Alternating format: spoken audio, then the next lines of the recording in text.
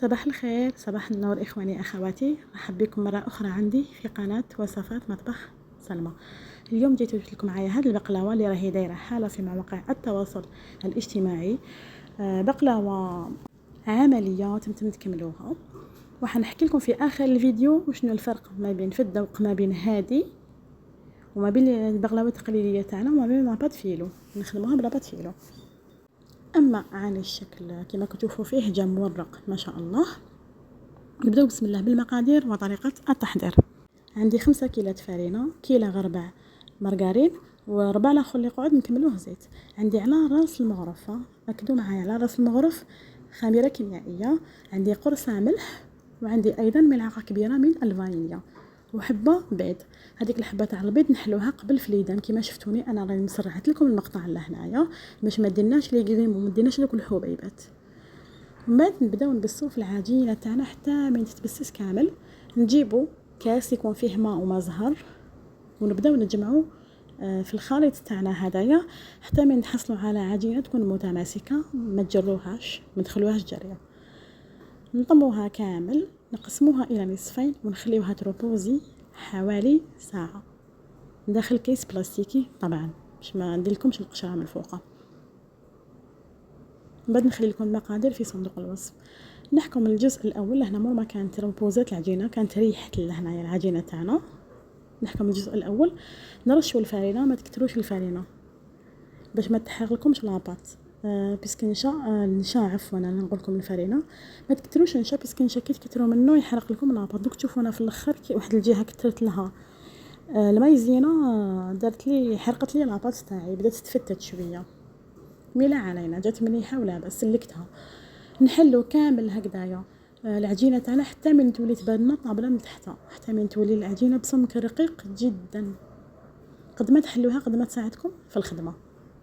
استعينوا بالرولو، هكا شغل حتحلوا البيتزا نستعينوا بالرولو باش نقدروا نحلوها وما تتقطعلناش. روليوها على الرولو اشاك فوا، رشوا شويه مايزينا وفتحوا. لهنا نرشوا كميه مليحه من المايزينا، ما تكتروش قلت لكم. نجيبوا من هنا نخدموا شغل تور دوبلي كيما العجينه المورقه. نجيبوا الجزء الاول الى النصف لي على اليمين، ونزيدوا الجزء الاخر ايضا الى النصف. نرشوا شويه مايزينا باش ما تلصقناش، ما تنساوش في هذه المرحله نرشوا شويه مايزينا شويه برك، ومن بعد نحطوها في خطها ونكرروا نفس الشيء اللي هنا في المستطيل هذا اللي تحصلنا عليه، نديرو تور دوبلي. نطويو الجزء الاول للجزء الثاني، نرشوا مايزينا ونحطوهم فوق بعضهم، نديروها في كيس بلاستيكي، نكرروا نفس العمليه مع الجزء الثاني من العجينه.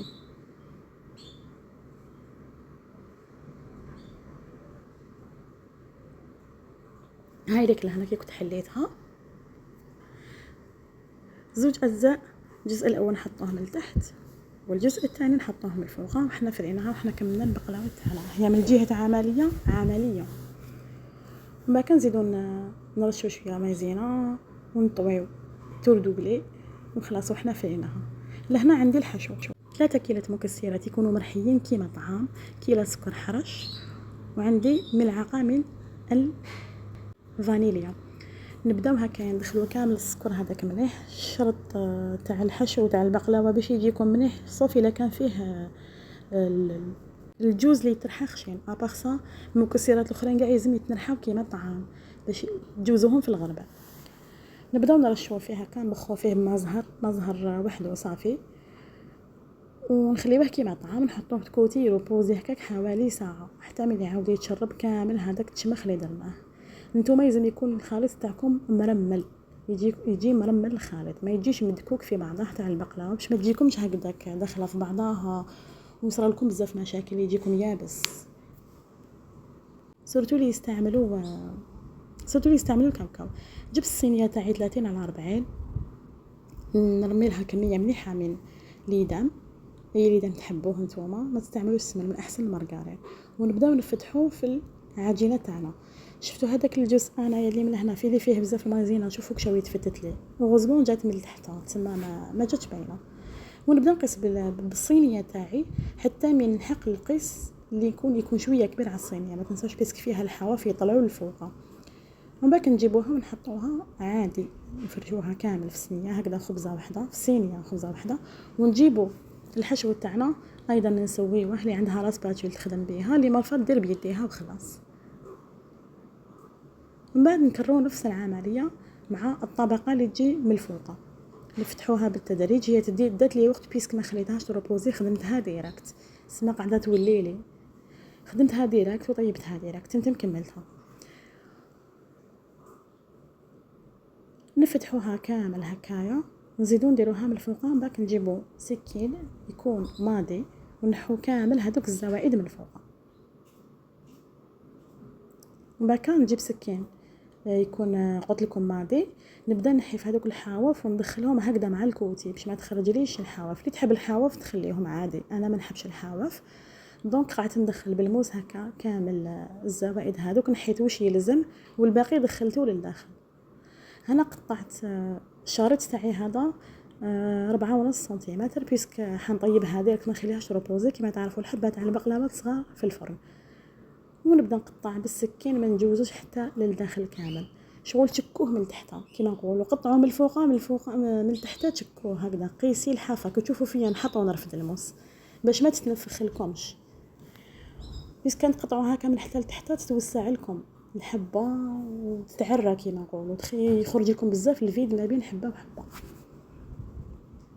نكملوا نقطعوا كامل هكا، بعد نخلي لكم قلت لكم المقادير بالجرام في صندوق الوصف.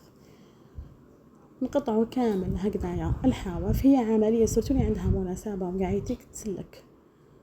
ومن بعد هنا جبت قيس كاس، هذاك الكاس اللي كيلت به من قبل، يرفد السعه تاعو 200 غرام، يرفد حوالي 200 غرام هكاك. دوبته كامل وهي دايبه، دوبته. قيس كاس غير اصبعين، دهنت بها كامل من الفوق باش تاخذ تديري تحميره شابه وتتورق لي اونانتو.